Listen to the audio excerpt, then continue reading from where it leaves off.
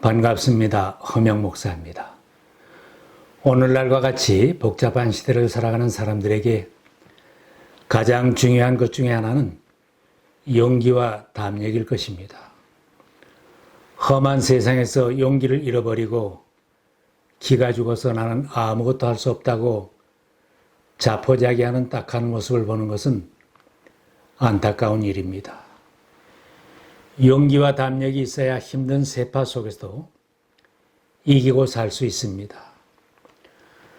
그러면 무엇으로 용기를 얻고 우리를 담대하게 할 수 있겠습니까? 오늘날 사람들은 돈이면 된다고 하는 세상이 되었습니다.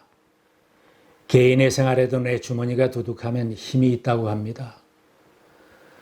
사업을 해도 자본금이 많아야 힘있게 일한다고 합니다. 누구나 물질이 넉넉하면 발언권이 높아지는 것 같고 교회도 예산이 넉넉하면 힘있게 일할 수 있는 것으로 생각을 합니다.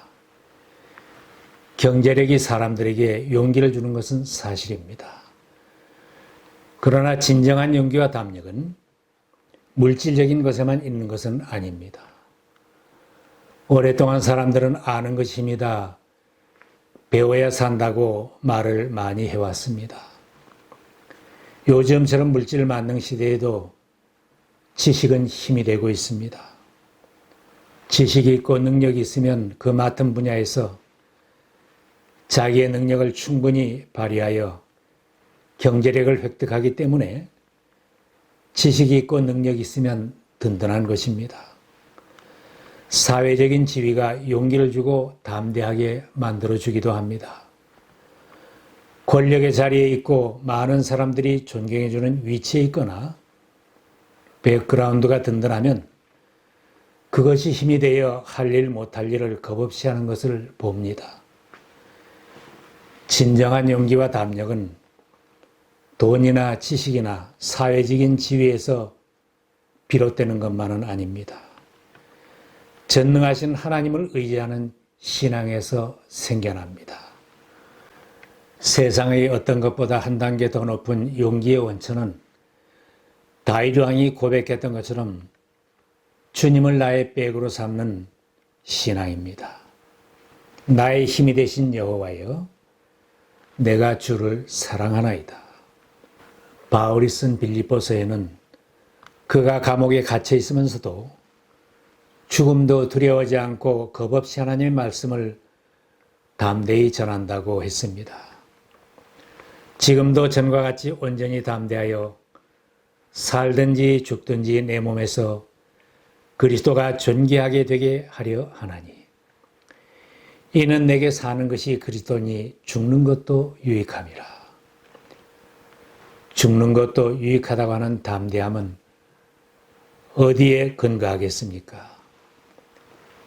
죽고 사는 문제를 해결한 신앙이 그를 담대하게 만들었습니다.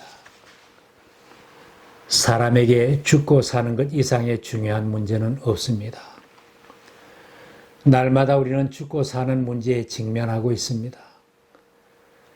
내가 건강하여 내 힘으로 사는 것 같지만 하나님께서 우리의 호흡을 주장하십니다.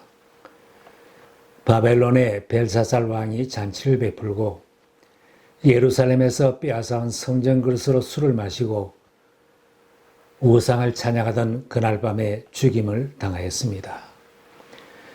그렇게 될 것을 미리 내다본 다니엘이 왕에게 알려주었습니다. 임금님의 호흡과 모든 길을 주장하시는 하나님께는 영광을 돌리지 않으셨습니다. 모든 사람의 호흡은 하나님이 주관하십니다. 또한 사람은 누구나 다 죽는 날이 정해져 있습니다. 사람이 한 번 죽는 것은 정해진 일이요, 그 뒤에는 심판이 있습니다. 모든 사람이 죄를 지었기 때문에 죽음이 모든 사람에게 이르게 되었습니다. 로마서의 말씀처럼 젊은 나이에도 죽을 수 있고 늙으면 다 죽게 됩니다. 그러므로 누구든지 죽고 사는 일에 준비가 되어 있어야만 합니다. 사도 바울은 죽고 사는 문제가 해결된 사람이며 살든지 죽든지 자기 몸에서 그리스도가 존귀하게 되는 것이 목표가 되었기에 담대해졌습니다. 죽음을 겁내지 않고 덤비는 사람은 감당하기 힘든 사람입니다. 초대교회 성도들은 죽음도 두려워하지 않은 신앙으로 살았습니다. 당시의 로마 황제나 정치인들에게도 가장 두려운 존재는 죽음을 두려워하지 않은 기독교인들이었습니다. 구원의 확신을 가진 신앙인은 죽음의 문제를 다 해결한 사람이고 죽음에 대한 준비가 되어 있는 사람들입니다. 오늘 밤에 세상을 떠난다 해도 하나님 우편에 계시는 주님을 만날 준비가 되어 있고 천국을 즐길 사람들이기에 담대하게 살 수 있습니다. 예수를 믿어도 이 문제가 해결되지 않으면 매사에 소극적이며 세상 사람들과 똑같이 불안하게 살고 담대할 수 없습니다. 스데반은 설교하다가 돌에 맞아 순교하면서 보라 하늘이 열리고 인자가 하나님 우편에 서신 것을 보노라고 말했습니다. 사도 바울은 자기가 감옥에 갇힌 것은 복음을 위하여 오히려 잘된 것이라고 말합니다. 그 옛날 지하 감옥에서 고생이 극심할 텐데 바울은 오히려 죽는 것도 유익하다고 합니다. 나는 살든지 죽든지 주님의 영광을 드러내려는 소원을 가지고 있다고 말했습니다. 세상에는 조국을 위해 죽는 애국자도 있고 자신의 명예를 지키기 위해 죽기도 합니다. 자기가 믿는 진리를 위해 죽는 사람도 있고 자신의 욕심을 추구하다가 죽고 암흑가에서는 의리를 위해 죽는 사람도 있습니다. 사도 바울은 부활하신 주님을 만난 후로는 이런 것들을 위해 죽는 것이 아니라 하나님의 영광을 위하여 살고 죽고 사는 문제를 뛰어넘어 예수 그리스도가 내 인생의 전부라고 말하고 있습니다. 뿐만 아니라 죽는 것도 자기에게는 이득이 된다고 했습니다.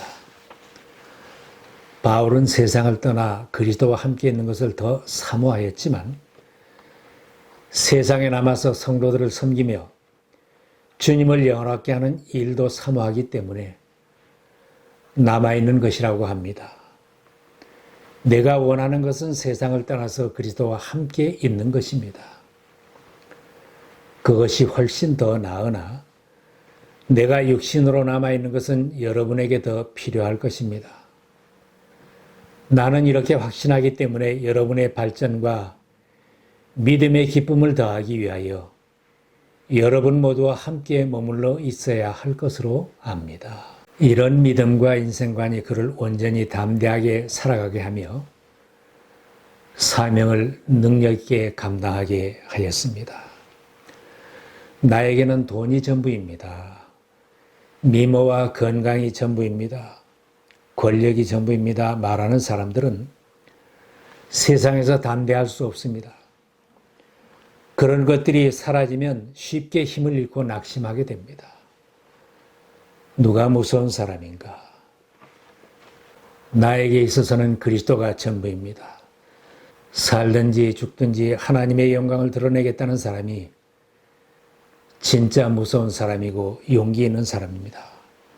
이런 믿음을 가지고 사는 사람은 예수 그리스도가 자신의 힘이 되어주는 것을 믿기 때문에 담력이 생깁니다. 어디에 살든지 어떤 환경 속에서 살아도 굴하지 않은 용기와 담력을 가지고 보람 있는 인생을 살아갈 수 있습니다. 예수님을 나의 힘으로 삼고 여호와 하나님을 나의 힘으로 삼으려면 진심으로 회개하고 예수님을 구주로 영접해야 합니다. 예수 그리스도를 진심으로 영접한 사람은 나의 모든 일에 주님이 위로자가 되어 주십니다. 주님의 마음을 품고 이 세상을 살 수 있도록 주님이 그의 삶에 본이 되어 주시고 인도하여 주십니다. 신앙의 사람이 되면 바울처럼 주님이 모든 것을 할 수 있도록 힘과 용기를 주신다고 고백하게 되며 살아가는 데 필요한 모든 것은 주님이 공급해 주심을 믿기에 염려가 없습니다. 내게 능력 주시는 자 안에서 내가 모든 것을 할 수 있느니라.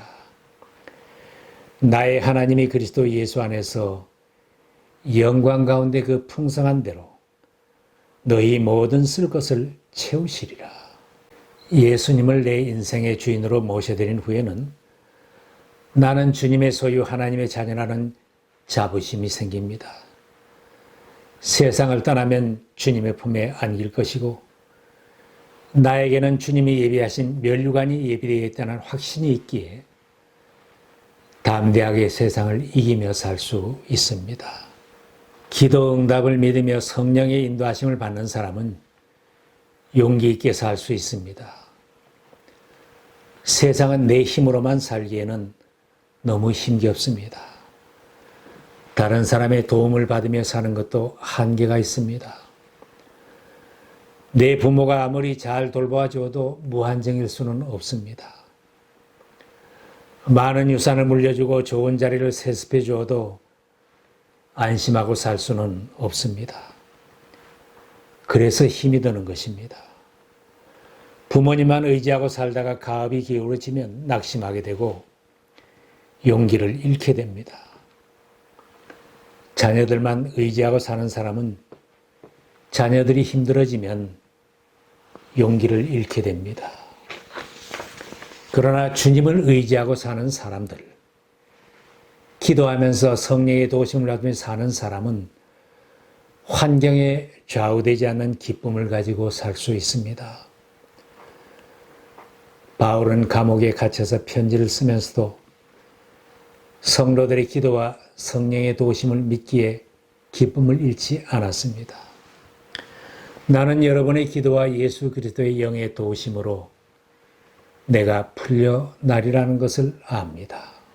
바울을 위해 기도하는 빌립보 교인들의 기도가 있고 성령의 도심으로 모든 일이 이루어질 것을 기대하면서 기뻐하는 것입니다. 그리스도인의 가장 큰 무기는 기도입니다. 내 기도에 응답해 주시고 성도들의 기도에 응답해 주시는 하나님 아버지를 믿고 기도의 능력을 믿는 사람은 담대할 수 있습니다. 내 욕심대로 이루어지는 것이 아니라 하나님이 기뻐하시는 뜻대로 모든 일이 이루어질 것을 믿기에 여유가 있고 담대할 수 있습니다. 그러므로 기도 생활하는 사람은 주님의 능력을 공급받기 때문에 그 무엇보다도 더 큰 힘을 소유하고 있는 사람입니다. 기도 응답을 체험하고 주님의 능력을 공급받아 본 사람은 누가 강요하지 않아도 기도 생활을 계속하게 되며 세상의 어떤 것과도 바꿀 수 없는 만족을 누리며 살 수 있습니다. 나는 돈도 없고 물려받은 재산도 없고 학벌도 사회적인 지위도 없어 힘이 드는 사람이다. 나는 후원해 주거나 밀어주는 사람도 없다. 내 앞에 닥쳐오는 문제들은 내 힘으로 감당하기에는 너무 힘이 든다고 낙심이 된다면 지금 기도를 시작하시기 바랍니다. 기도는 성도들을 담대하게 만들어줍니다.